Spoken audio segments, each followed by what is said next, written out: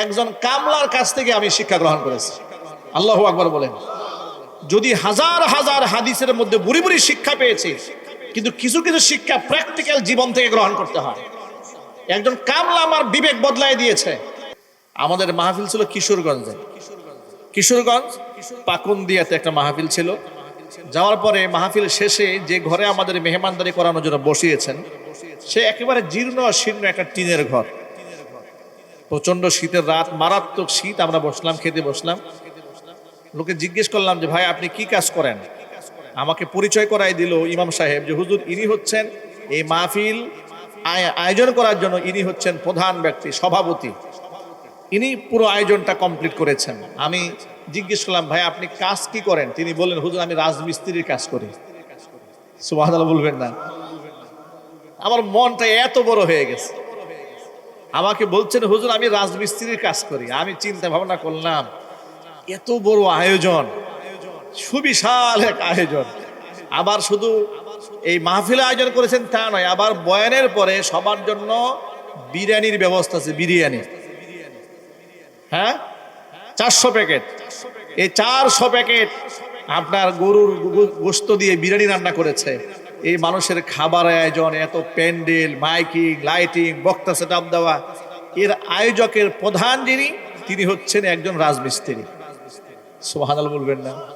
মনটা এত বড় হয়ে গেল। যেটা রাজমিস্ত্রি, আরো বেশি অবাক লাগে কোন কথাটা জানেন? উনি আমাকে বলে হুজুর আমি জীর্ণ শীর্ণ ঘরে থাকি, কিন্তু আমি অনেক টাকার মালিক হওয়ার জন্য কখনো আল্লাহর কাছে আমি বলি না, আমি এগুলো চাইও না। আমি চাই আল্লাহ আমাকে একটা ছেলে দিয়েছে, মেয়ে দিয়েছে, আমি যেন মোটামুটি চলতে পারি, এতটুকু অর্থ হলে আমার চলে, আমার বেশি টাকার কোনো দরকারই নাই। আমি তার তাকওয়া দেখে, তার বক্তব্য শুনে, সুন্নতের উপর লেবাস দেশা পোশাক দেখে আমি অবলোক নিতে তাকে মনে মনে ভাবতেছিলাম নবী করিম সাল্লাল্লাহু আলাইহি ওয়াসাল্লামের সেই হাদিস খানা, যে পৃথিবীর অসংখ্য অখ্যাত ব্যক্তি আছে তারা আসমানে বিখ্যাত। ঠিক কিনা বলেন? দুনিয়াতে মূল্যায়ন করা হয় না। রাজমিস্ত্রি, ওর কি কোনো দাম আছে? কোনো দাম নাই, কিন্তু কাজটা করেছে কত বড় দেখেন। সুবহানাল্লাহ। এই জন্য আমি সকল ভাইদেরকে উদ্বুদ্ধ করি যে আপনাদের অল্প পুঁজি হলে, অল্প কিছু টাকা ইনকাম হয়ে গেলে আপনি ঠকে যান নাই, আপনি জিতে গিয়েছেন, কিন্তু মনটা আল্লাহ পাক দেখেন। সিরাজগঞ্জের এক মাহফিলে, বিশাল মাহফিল, অনেক বড় মঞ্চ, অনেক বড় আয়োজন, মাদ্রাসার মাহফিল, ছেলেদেরকে মাথায় পাগড়ি পরানো হচ্ছে। আর গ্রামাঞ্চল তো, এলাকায় জায়গির মাস্টার রাখে, এর মানে হচ্ছে ছাত্রদেরকে নিজের বাড়িতে রেখে তারা খাওয়ান, ফ্রিতে খাওয়ান। তো জায়গির মাস্টাররা সামনে এসেছেন, তাদেরকে একটা করে টুপি দেওয়া হচ্ছে। যাদের বাসায় থেকে তারা হাফেজ হয়েছে, সম্মাননা টুপি দেওয়া হচ্ছে মাথায়। আমি দেখলাম এক ভদ্রলোক আমার সামনে দাঁড়িয়েছেন, পোশাকটা একেবারেই জীর্ণ শীর্ণ, দেখেই বোঝা যাচ্ছে খুবই হতদরিদ্র। প্রিন্সিপাল সাহেব হাতে মাইক্রোফোন নিয়ে বলেন হুজুর ইনি হচ্ছেন এমন একজন ব্যক্তি, তিনি দিনমজুর, দিন এনে দিন খায়, আর এর বাড়িতে 3 জন ছেলে রেখে সে 30 পারা কোরআন হাফেজ বানিয়েছে। আল্লাহু আকবার বলেন। এগুলা চলার পথে, এগুলা হচ্ছে আমাদের জন্য শিক্ষা। সিরু ফিল আরদ, জমিন ঘুরে বেড়াবার শিক্ষা গ্রহণ করো, ইবরত হাসিল করেছে। এই যে আমি যে জামিয়া মাদানিয়া আরাবিয়া করেছি, আমার মাদ্রাসার প্রাথমিক ভর্তি ফি ছিল 10,000 টাকা। কত টাকা? তা আমাদের এই শ্রমিক ভাইরা গেলেন আমার কাছে, হুজুর আপনি মাদ্রাসা করেছেন, আমরা আপনার মুসল্লি, আপনার প্রতিষ্ঠানে বাচ্চা পড়াবো, কিন্তু এত সুন্দর ব্যবস্থা করেছেন, সব ঠিক আছে, কিন্তু আমাদের তো অনেক শখ হয় যে আপনার এখানে পড়াবো, কিন্তু আমাদের টাকা নাই, কি করব? আমি বললাম কি করলে ভালো হয় বলেন? হুজুর ভর্তি ফি কমায় দেন। করলাম 8,000। কিছু ছাত্র ভর্তি হলো। আবার কিছুদিন পরে কিছু গার্জিয়ান আসছে, হুজুর এই এলাকাটা খুব গরিব এলাকা, গার্মেন্টস শ্রমিক এলাকা, আমাদের জন্য আরো কিছু সাশ্রয় করেন। আমি বললাম কত করলে খুশি হন আপনারা? হুজুর মোটামুটি একটা কিছু করে দেন। আমি বললাম 6,000 করে দিলাম। 6,000 করে দিয়েছি। বেতন 8,500 টাকা, থাকা খাওয়া সহ। এসে আবেদন করলেন হুজুর আমাদের 1,000 টাকা কমায় দেন। সবকিছু হিসাব করে দেখি প্রত্যেক মাসে আমার কোনো মাসে 50,000, কোনো মাসে 60,000, 70,000, 80,000 টাকা পকেট থেকে ভর্তুকি যায়। যাওয়ার পরেও মাঝে মাঝে কষ্ট হইতো যে এত কিছু করলাম, ভর্তুকি দিচ্ছি, কিন্তু ওই যে সিরাজগঞ্জের ওই ভদ্রলোকের কথা মনে আসার পরে আমার যখন মাথায় ওই কথা স্মরণ হয় যে দিন মজুর, দিন এনে দিন খায়, নিজের বাড়িতে রেখে 3টা ছেলেকে হাফেজ কোরআন বানিয়েছে। এটা যখন মনে হয় তখন আমার কাছে 1-2 লাখ টাকা পকেট থেকে মাদ্রাসায় যাওয়া এটা কোনো গায়ে মাখে না। আমার মনে হয় আরো বেশি করা উচিত। এরপরে কি করলাম, মাদ্রাসায় গার্জিয়ানদের অ্যানাউন্স করে দিলাম যে আপনারা যে যতটুকু মাদ্রাসার নির্ধারিত ফি আছে দেবেন। মেধাবী এবং গরিব দুইটা বিষয়, মেধাবী এবং গরিব যদি হয় আমি বিচার বিশ্লেষণ করে দেখবো সে আসলেই হকদার কিনা। যদি এমন হয় প্রয়োজনে নিজের পকেট থেকে টাকা দিয়ে হলেও তার পড়াশোনার ব্যবস্থা আমি করে দেবো ইনশাআল্লাহ। আলহামদুলিল্লাহ বলেন আলহামদুলিল্লাহ। বেশ কিছু ছাত্র এইভাবে আসছে, তারা মেধাবী এবং দরিদ্র, কিন্তু এই যে ইন্সপায়ার হলাম, আমি উৎসাহিত হয়েছি কার কাছ থেকে জানেন? একজন কামলার কাছ থেকে আমি শিক্ষা গ্রহণ করেছি। আল্লাহু আকবার বলেন। যদি হাজার হাজার হাদিসের মধ্যে বুড়ি বুড়ি শিক্ষা পেয়েছি, কিন্তু কিছু কিছু শিক্ষা প্র্যাকটিক্যাল জীবন থেকে গ্রহণ করতে হয়। একজন কামলা আমার বিবেক বদলায় দিয়েছে। গত পরশু দিনে এক রাজমিস্ত্রি আমার চিন্তার খোরাক জুগিয়ে দিয়েছে। রাজমিস্ত্রির পর আমি কখনো আল্লাহর কাছে হুজুর বলি না যে আমি অনেক সম্পদের মালিক হতে চাই, আমি সিমসাম জীবন যাপন করতে চাই। আর আমার জন্য দোয়া করবেন প্রত্যেক বছর মাহফিলের আয়োজন করে আমি যে মানুষদেরকে হেদায়েতের কথা শোনাতে পারি। আল্লাহু আকবার বলেন। এই কথাগুলো আপনাদের সামনে শেয়ার করার আমার উদ্দেশ্যটা কি? আমার উদ্দেশ্য হলো আপনারা এখানে যারা বসে আছেন অনেক স্বল্প মূল্যে চাকরি করেন, নিজেকে অনেক সময় ছোট মনে করেন। আল্লাহর কসম আপনারা ছোট নন। আপনারা মহান আল্লাহর কাছে যদি তাকওয়া থাকে, ঈমান থাকে, আপনারা অনেক বড়। একটা হাদিস বলে আমি আমার সংক্ষিপ্ত বক্তব্য শেষ করবো, এই পয়েন্টটা মনে রাখবেন। সাহাবায়ে কামদের ডেকে আল্লাহর নবী জিজ্ঞেস করলেন, আতাদরুনা মানিল মুফলিস? ও সাহাবীরা তোমরা বলতে পারো মুফলিস কাকে বলে?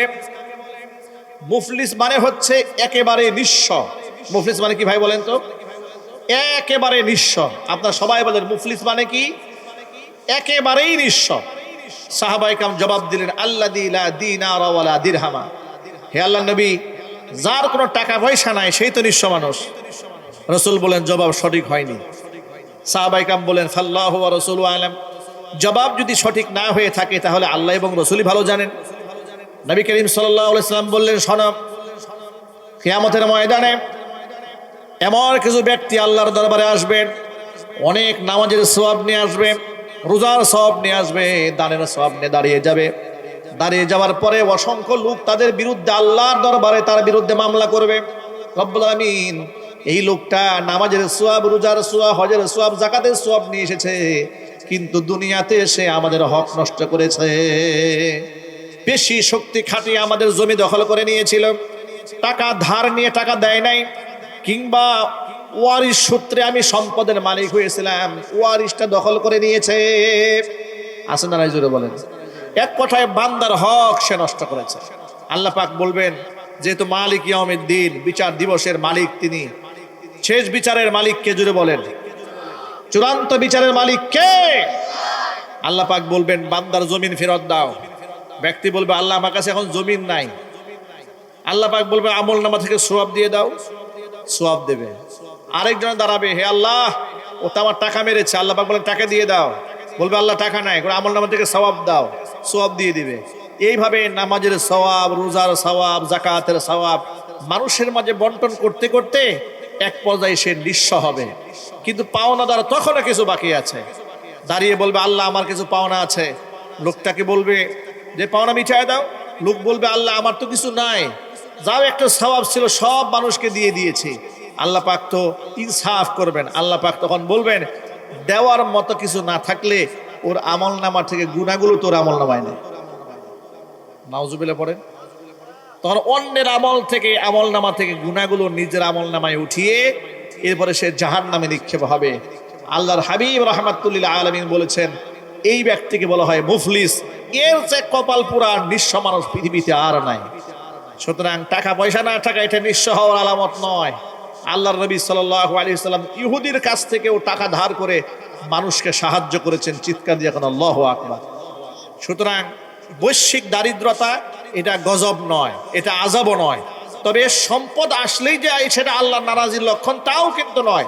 সাহাবায়ে কেরামের মধ্যে বিত্তশালী মানুষ ছিলেন, সম্পদশালী মানুষ ছিলেন।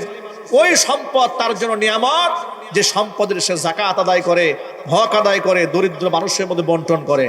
আর যেই হক, যেই সম্পদ থেকে যাকাত দেওয়া হয় না, দরিদ্র মানুষের পাশে দাঁড়ানো হয় না, মানুষকে সহযোগিতা করা হয় না, ওই সম্পদ তার জন্য নিয়ামত নয়, এই সম্পদ তার জন্য গজবের কারণ হয়ে দাঁড়াবে। ঠিক কিনা বলেন? এই জন্য যদি ইনকাম কমও থাকে, যদি আমরা নামাজ পড়ি, আমরা তাকওয়া অর্জন করি, আমরাই হয়ে উঠবো আল্লাহর বন্ধু। আমরা কার বন্ধু হব বলেন তো ভাই? আমরা তো আল্লাহর বন্ধু হতে রাজি আছি তো ইনশাআল্লাহ। তাহলে আজকের পর থেকে পয়সা পাতি একটু কম থাকলেও মনে কোনো দুঃখ থাকবে? আমরা নামাজ পড়বো কার খুশির জন্য? মহান আল্লাহ রাব্বুল আলামিন আমাদের সকলকে 5 ওয়াক্ত নামাজি হিসেবে কবুল করেন। মহান আল্লাহ রাব্বুল আলামিন আমাদের কামাইয়ের মধ্যে ভরপুর বারাকা দান করেন, হালাল রুজিকে ভরপুর বারাকা দান করেন। আজকের এই আয়োজনকে আল্লাহ তাআলা কবুল করেন, শ্রমিকদেরকে আল্লাহ তাআলা কবুল করেন, মজলিসে তালিমুস সুন্নাহকে আল্লাহ তাআলা কবুল করেন, আমিন।